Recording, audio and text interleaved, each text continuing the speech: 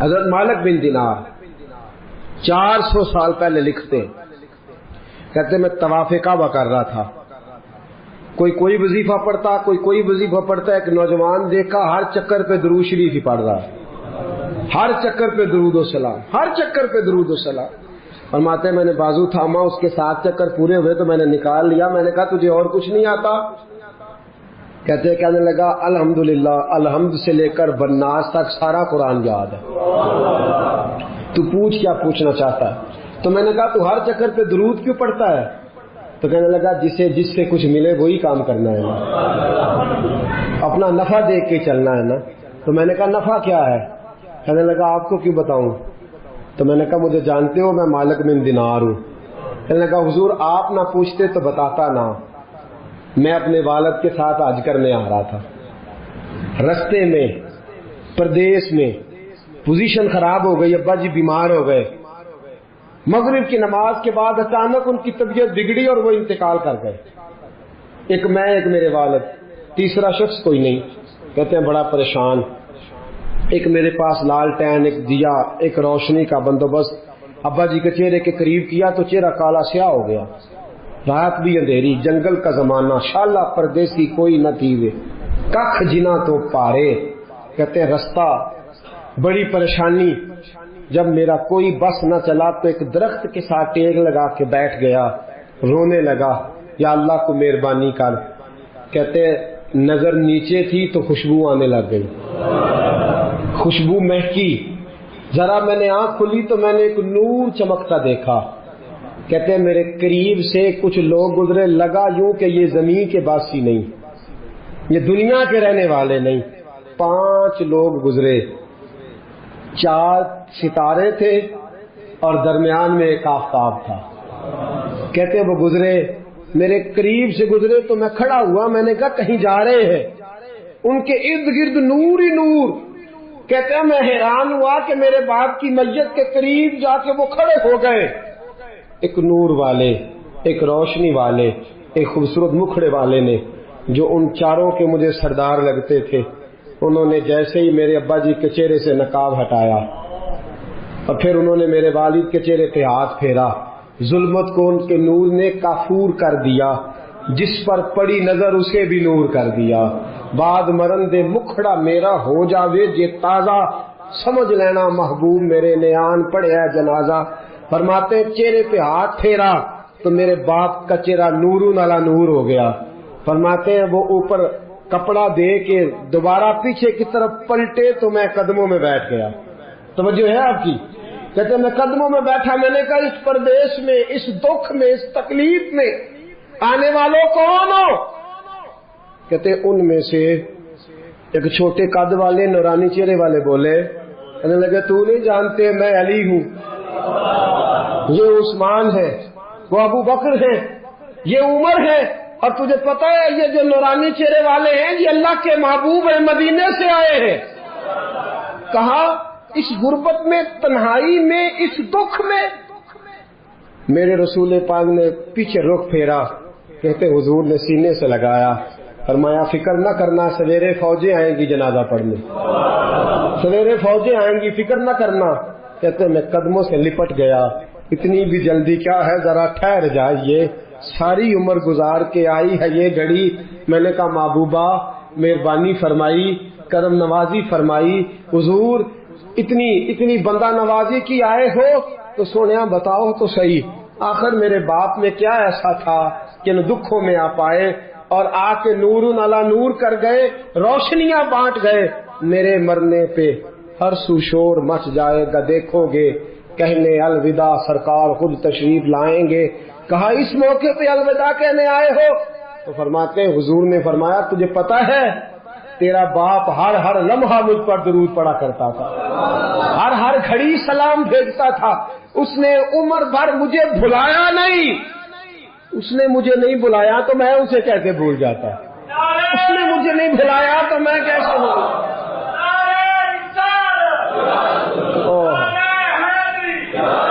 وہ شخص کہنے لگا بس صبح میں نے دیکھا کہ فوجوں کی فوجیں آئیں، فوجوں کی فوجیں آئیں، میرے والد کا جنازہ اٹھا تو خوشبوئیں پھیل گئیں، حضرت مالک بن دینار سے کہنے لگا کچھ تو سن کے پڑھتے ہیں، میں تجربہ کر کے درود پڑھ رہا ہوں، میں تجربے کے ساتھ پڑھ رہا ہوں اور میری نفس نفس درود پڑھتی ہے، میرا ایک ایک سانس درود پڑھتا ہے، میری زندگی درود پڑھتی ہے۔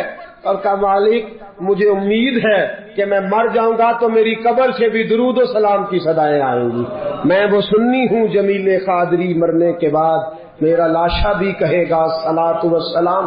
نبی کریم پر درود پڑھنا، یہ جو ہماری محفل ہوتی ہیں، مجالس ہوتی ہیں، یہ ساری محبت کو عروج دینے کے لیے ہوتی ہیں، یہ ساری چیزیں توانائی پیدا کرنے کے لیے ہوتی ہیں، روحانی قوت پیدا ہوتی ہے۔ محبت جو ہوتی ہے نا، محبت، میرے نبی پاک علیہ السلام نے فرمایا جو مجھ پر ایک بار درود پڑے گا اللہ 10 رحمتیں نازل فرمائے گا۔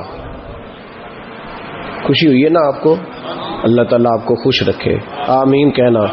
اللہ کرے آپ چمک جایا کریں ایسی باتیں، جو موضوع میں نے چھیڑا ہے نا اس موضوع میں تو کھل جاتا ہے بندہ۔ کہا نبی پاک علیہ السلام نے فرمایا جو ایک بار درود پڑے اللہ 10 رحمتوں کا نزول فرماتا ہے، 10 گناہ معاف فرماتا ہے، 10 درجے بلند کرتا ہے۔ ایک حدیث میں فرمایا جو 10 بار پڑھے گا اللہ 100 رحمت نازل کرے گا، جو 100 بار پڑھے گا اللہ 1000 رحمت نازل فرمائے گا، اور ایک جگہ فرمایا جو 1000 بار پڑھے گا نا اللہ اس کی پیشانی پہ لکھ دے گا کہ یہ بندہ نفاق سے بھی بری ہے اور دوزخ کی آگ سے بھی بری ہے۔ یہ سارا ثواب گنوایا، یہ سارا درود پاک کا یہ ثواب گنوایا حضور نے۔ فرمایا درود پڑھو گے قیامت میں روشنی ملے گی، درود پڑھو گے قیامت کے اندھیروں میں تمہیں نور ملے گا، ثواب گنوائے۔ ایک حدیث میں کیا لفظ ہے؟ ایک بار پڑھو 10 بار پڑھو 100، یہ ثواب ہے۔ اور ایک حدیث میں کیا فرمایا؟ فرمایا اسمع صلاۃ اہل محبتی، ہاں اگر تو محبت سے پڑھے گا تو حضور اس کا کیا ثواب ہے؟ فرمایا اس کا ثواب یہ ہے کہ تو پڑھے گا اور تیرا رسول اپنے کانوں سے تیرا درود سنے گا۔ آج بڑے وظیفے درود و سلام کا بڑا ذکر ہوتا ہے، لیکن میں دیکھتا ہوں اس کے خلوص سے ہمارا مزاج خالی ہوتا جا رہا ہے، خالی ہوتا جا رہا ہے ہماری طبیعت۔ بہت کم لوگ ہیں جو کہتے ہو میں 1,00,000 روز پڑھتا ہوں، 2,000 50,000 20,000، یہ مزاج ہی ہم نے چھوڑ دیا ہے۔ نبی کریم سے محبت کا پہلا درجہ درود و سلام ہے۔ اگر آپ درود و سلام نہیں پڑھتے تو ناقص ہے محبت۔ بھائی کیسا تجھے پیار ہے کہ تو محبت کے ساتھ درود و سلام بھی نہیں پڑھتا؟ تو کم از کم ایک دن میں 500 بار ضرور پڑھا کریں۔ پڑھیں گے انشاءاللہ؟ فجر کے بعد کتنا پڑھنا ہے؟ 100، زور کے بعد، عصر کے بعد، ٹائم کتنا لگتا ہے جی؟ 10 منٹ، کل کتنے ہو گئے؟ 50 منٹ بس۔ اگر تو پیچھے پلٹ کے میرے دوست کا بھی دیکھے نا تو تیرے نبی ساری رات ہی تیرا ذکر کرتے رہتے ہیں، یا اللہ اسے بخش دے، یا اللہ اسے معاف کر دے۔ تو 50 منٹ نہیں دے سکتا درود و سلام کو۔ اور میں کہا کرتا ہوں، امام سخاوی سے کسی نے کہا تھا حضور کی زیارت کرنے کو دل کرتا ہے، تو آپ نے فرمایا رات بستر پہ خوشبو لگا لے، وضو کر لے، کعبے کی طرف چہرہ کر لے، درود پڑھتے پڑھتے سو جا۔ جس مصطفیٰ پہ تو درود پڑے گا وہ خواب میں آ کے تجھے جلوہ بھی دکھا جائیں گے، وہ خواب میں آ کے تجھے دکھائیں گے۔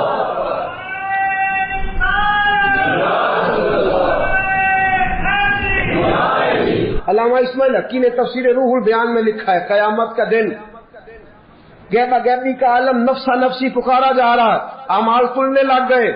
ایک بندہ ہے گناہ گار ہے، خطا کار ہے، اسی اشعار ہے، بھول گیا، خطائیں ہو گئی، ایمان سلامت لے کے گیا، آیا کرتا تھا مسجد، لیکن کسی گناہ میں بھی الجھ جاتا تھا۔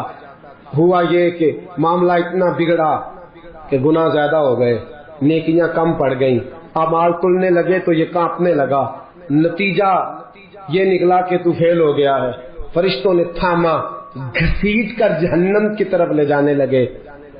حضرت آدم کی نظر پڑ گئی، باپ ہے نا ساری مخلوق کے، باپ کو تکلیف ہوتی ہے، نظر پڑی، حضرت آدم علیہ السلام اس کی طرف نہیں گئے، دوڑے واپس آئے، کہنے لگے یا محمد صلی اللہ، ہر نظر کانپ اٹھے گی محشر کے دن خوف سے، ہر کلیجہ دہل جائے گا، اوڑھ کر کالی کملی وہ آ جائیں گے، سارے محشر کا نقشہ بدل جائے گا۔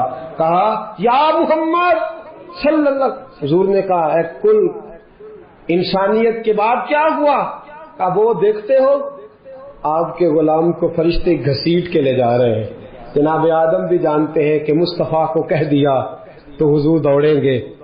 حضرت علامہ اسماعیل حقی نے لکھا ہے کہ نبی کریم بھاگتے ہوئے تشریف لے جائیں گے. فرشتوں سے پوچھیں گے کہاں لے جا رہے ہیں؟ دوستو توجہ کرنا ذرا میری بات پہ. دکھوں میں جو شخص خالی تسلی دے دے اس کی بھی بڑی بات ہوتی ہے. اور اس عالم میں جو بھاگ کے جا کے بچا لے دوزخ کے دروازے، کہاں لے جا رہے ہو؟ فرشتے کہتے ہیں محبوب اس کے گناہ زیادہ نکلے، نیکیاں تھوڑی ہیں، اعمال تلے ہیں. حضور فرماتے ہیں واپس لاؤ نا، واپس لاؤ نا. واپس لائے، میزان لگ گیا. محبوب نے فرمایا میرے سامنے تولو. جب تلنے لگے باقی ساری نیکیاں کرامن کاتبین نے لکھی ہیں. درود والی پرچیاں حضور نے سنبھال کے رکھی ہوئی ہیں. باقی نیکیاں کرامن کاتبین کے دفتروں میں ہیں. درود و سلام کی پرچیاں اور رکے میرے مصطفیٰ نے سنبھال کے رکھے ہیں. جب اعمال تلنے لگے گناہ زیادہ نیکیاں تھوڑی، حضور نے فرمایا ٹھہرو. میرے نبی نے جیب میں ہاتھ ڈالا. تو کتنا نصیبوں والا ہے، تیرے رکے مصطفیٰ کی جیب سے نکلے. غور تو کرنا بھائی، میرا کارڈ کسی کی جیب سے، کسی کا کارڈ میری جیب سے نکلے تو کیا بات ہے. تیرے اور میرے نام کے رکے مصطفیٰ کی جیب سے جیب میں ہاتھ ڈالا. فرمایا یہ رکھو نا نیکی، نیکیوں والے پلڑے میں رکھی کہ مصطفیٰ نے رکا دیا ہے یا عطا کر دیا ہے، بے حساب نواز دیا ہے. فرشتے کہنے لگے سونے ہم تو مجبور ہو گئے، یہ تو نیکیاں بڑھ گئی ہیں. حضور یہ تو پلڑا وزنی ہو گیا. چلو دوڑ جاؤ، بلاؤ جنت والوں کو، جنت والوں کو بلاؤ. پتہ سارا ہے سردار نو کیتیاں دا، پتہ یہ پردہ چپایا ہی پلا ہو سی. پتہ سارا ہے سردار نو کیتیاں دا. قدموں میں بیٹھ گیا، پیر پکڑ لی، کہ سونے میرے تو عمل ہی نہیں. پتہ سارا جی حضور میرے تو عمل ہی نہیں، تو یہ رکا کدھر سے آیا؟ حضور نے فرمایا فلاں مجلس میں تو بیٹھا تھا، فلاں محفل میں تو بیٹھا تھا، تو نے میرا نام سنا، تو نے میرا ذکر سنا، تو نے میرا تذکرہ سنا تو نے پیار سے درود پڑھا. اسمعوا صلاۃ لاہل المحبہ، جو محبت سے پڑھے میں سن لیتا ہوں. میں نے تیرا سنبھال کے رکھا تھا، تیرے کام آ گیا. دوستو دنیا کی مہمات میں تو بندہ بچ ہی جاتا ہے، پھنسے گا قیامت کے دن اور بچے گا درود پڑھنے والا، حضور پر سلام پڑھنے والا، جس کی عادی ہوگی زبان درود و سلام کی. امام شافعی انتقال کر گئے. شاگرد نے خواب دیکھی، کہا حضرت جی کیا بنا؟ کہنے لگے خدا نے مجھے سجا سوار کے جنت میں بھیجا. کس طرح سجا؟ کہا حضور بھیجنا تو تھا، آپ محدث سے بہت بڑے فقہ کے امام سے، کیا بات تھی؟ کہنے لگے اس لیے نہیں، بات کوئی اور ہے. کہا حضور کیا؟ فرمانے لگے ایک دن میں کوئی کام کر رہا تھا، کوئی حدیث لکھ رہا تھا، باقی تو میں نے جلدی جلدی لکھ لیا، اور جب آیا نا نبی پاک کا نام مبارک تو امام شافعی کہتے ہیں میں نے جتنی میری صلاحیت تھی میں نے پیار سے لکھا، پھر آگے میں نے پیار سے درود لکھا. میں نے قلم کو روکا، اتنا وقت پورے صفحے پہ نہیں لگا جتنا وہ حضور کے نام اور درود پہ لکھا. کہتے ہیں بس میں نے پیار سے لکھا تھا، پیارے رب کو پیارا لگ گیا. میں مرا، آنکھ کھلی، رب کریم نے فرمایا اس کو سجاؤ، جنت کا لباس پہلے پہناؤ، اس کے سر پہ امامہ رکھو، خوشبو لگاؤ، جنت میں لے جاؤ. یا اللہ یہ ساری نعمتیں.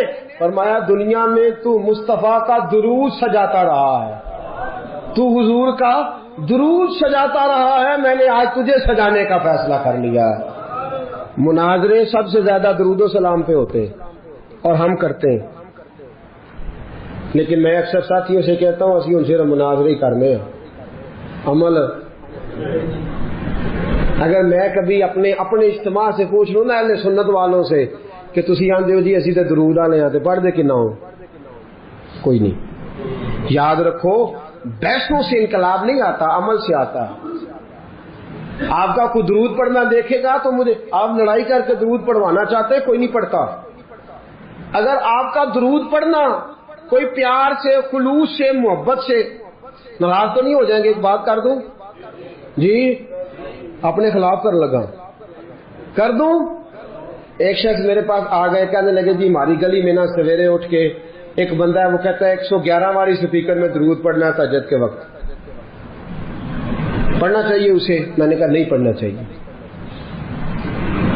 اس لیے کہ اللہ کے نبی کریم صلی اللہ علیہ وسلم نے منع فرمایا ہے کسی کو تکلیف دینے سے. قرآن بلند آواز سے پڑھنا منع ہے جب کسی کو تکلیف ہوتی ہو. تو لوگ سوئے ہوئے ہیں، ایک آدھ 2-4 بار تو ٹھیک ہے، اب 111 بار ہی شروع کر دیا ہے. وہ شخص میرے پاس آ گیا، کہنے لگا واقعی سنی ہوں. میں نے کہا یار یہ سنی نہ سنی ہونے کا تو نے کون سا رزلٹ نکالا ہے؟ کہتے سن درود ڈاک چھڑے ہے. میں کہا تم ہی آنا مسیطے چلیے، 10 بغیر سپیکر تو کنا پڑھنا ہے؟ ناراض تو نہیں ہو جائیں گے آپ؟ میں کہا کلے ہاں اسی دو میں کسی کو قسم لینی نہیں چاہیے، پر دیانتداری نہ دسی کنا پڑھنا ہے. کہندا وہی پڑھنا جڑا سپیکر وچ پڑھنا. تو میں کہا پھر اللہ کو ڈرو. کیا دیکھیں نا کیا معاملہ ہے کہ کدھر جا رہے ہیں بھائی. میرے آج سپیکر آئے تو میں کہا جھوم کے پڑھو، تو سارے پڑھو، تو اچھی پڑھو، تو بھاگ تک پڑھو، اور اپنی باری آئے تو. اب میں ایک حوالہ دے دوں، بات ختم کروں. نبی کریم کی خدمت میں عرض کیا گیا یا رسول اللہ یہ بندہ لمبی نماز پڑھاتا ہے. حضور نے بلایا، فرمایا کیوں لمبی پڑھاتا ہے؟ بے کہا حضور مجھے مزہ آتا ہے. فرمایا لمبی پڑھنی ہو تو اکیلے پڑھنا، لوگوں کو پڑھا تو مختصر پڑھا، بچے بھی ہوتے ہیں، بوڑھے بھی ہوتے ہیں، بیمار بھی ہوتے ہیں. ہم لوگوں نے جو طریقہ درود و سلام السلام علیکہ ایھا النبی والصلاۃ والسلام علیکہ یا رسول صلی اللہ علیہ، جو آپ کا دل کرتا پڑھے، لیکن کو دکھا کے پڑھنا، بتلا کے پڑھنا، کسی شخص کو چڑھا کے پڑھنا ضروری ہے؟ درود تو ہم جب پڑھتے ہیں تو پتہ کسے دکھا کے پڑھتے؟ مدینے والے محبوب کو، رسول پاک کو دکھا کے پڑھو، حضور کو سنا کے پڑھو، نبی پاک کی طرف توجہ کر کے پڑھو. اختلاف درود پہ تو لڑائی نہیں نہ ہونی چاہیے، یہاں تو نہیں نہ ہونی چاہیے. تو ساتھیو درود و سلام جم کے پڑھیں، اتنا پڑھیں.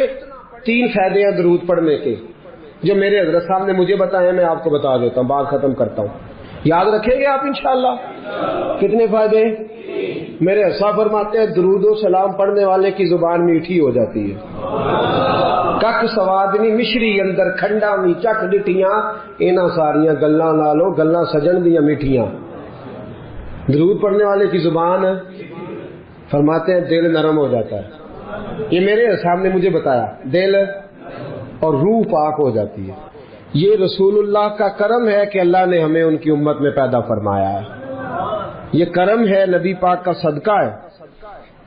تو حضور کے احسانات تقاضا کرتے ہیں کہ نبی پاک صلی اللہ علیہ وسلم پر زیادہ سے زیادہ درود و سلام پڑھا جائے. پھر درود و سلام اللہ کی رضا بھی ہے. اللہ چاہتا ہے کہ میرے بندے میرے نبی پر درود پڑھے. درود و سلام نبی پاک صلی اللہ تعالی علیہ وآلہ وسلم پر اللہ کی رضا بھی ہے، اور خود نبی پاک کی بھی رضا ہے کہ لوگ ان پر درود پڑھیں. یہ جو سورہ احزاب کی آیت ہے نا، ان اللہ و ملائکتہ یصلون علی النبی، یہ اس کا شان نزول ذرا دیکھیے گا کیا ہے.